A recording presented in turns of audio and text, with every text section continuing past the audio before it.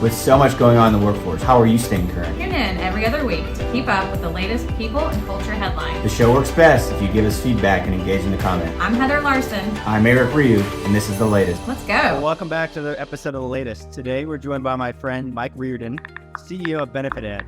Benefit Ed helps companies recruit and retain employees with education benefits. Mike, we talk people and culture on this show. One thing that many people in the workforce have in common is that they're getting crushed by student loan debt or trying to further their education. So let's start there. What type of education benefits are out there, and why do you see companies offering them? Yeah, thanks Heather and Eric. Really appreciate being with you. Education benefits have really been around since 1978. That's when the first tax-free tuition reimbursement benefit was introduced in Congress. Unfortunately, the amount that an employer can reimburse for tuition hasn't changed since then.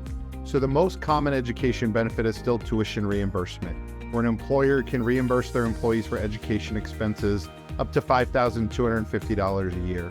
Starting in 2020, employers can also contribute to an employee's student loan tax-free. So for those employees who already had to incur student loan debt to get the job they have, their employers can help them with that.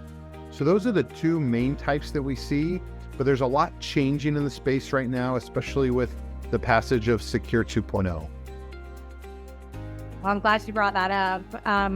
There was bipartisan legislation, which is always exciting. It was about retirement and commonly known as Secure 2.0. Recently passed, and there are provisions around matching student loan payment. What does this mean for employers and their employees? Yeah, so Heather, as employers have been trying to figure out how to prioritize retirement savings as well as honor and recognize the student loan debt that employees are dealing with, this part of Secure 2.0 is a pretty unique way that they can do that. So essentially what it will be is it'll be an amendment to the plan. So I think that's important to know, is that plan sponsors will have to go through the process to change their plan. What they'll be able to do is that they'll be able to recognize an employee's elective deferrals to the plan like they always have, but they'll also be able to recognize an employee's student loan payments the same as an elective deferral. So let's take a common example. An employer who matches maybe dollar for dollar 5%.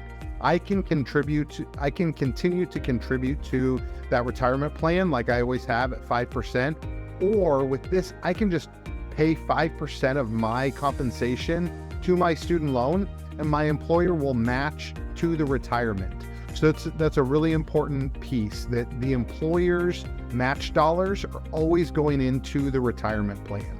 So they're able to help employees who maybe wouldn't otherwise be able to save for retirement. They're able to help them with that matching retirement contribution, but honor that student loan payment and say, hey, we realize that you probably can't contribute to your retirement because you have the student loan debt. So we'll honor that and let you make your elective deferrals through your student loan, and then we'll match to retirement. So it's kind of the best of both worlds, where the employer gets to increase their participation rate in the retirement plan and get those employees engaged with student loan debt. That's great news for a lot of plans, and it sounds like an important amendment that they should consider. What advice would you give employers and plan sponsors who are thinking about rolling out or revamping their student loan, tuition reimbursement, or employer-assisted college savings programs? What are some tips? Yeah, so I think first and foremost is to really establish what are your goals with the program, right? So sometimes employers just feel like, gosh, we got to do this. Let's get something in place. But I think it's important to really look at what are the goals. And most of the time, an employer's goals are around recruitment and retention.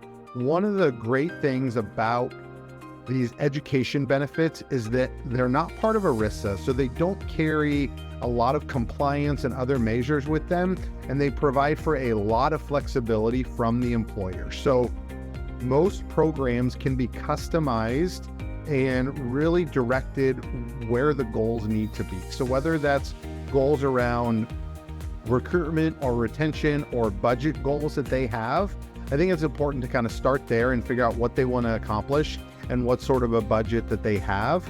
And then it's to really look at the workforce and, what sort of workforce do they have and what are the goals of that workforce?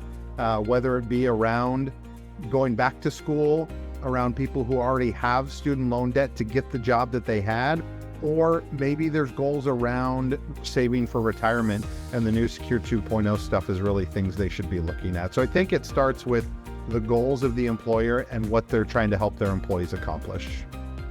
Love it. Yeah, I'm sure the audience will appreciate the advice, considering a lot has happened in terms of forbearance, forgiveness, new legislation.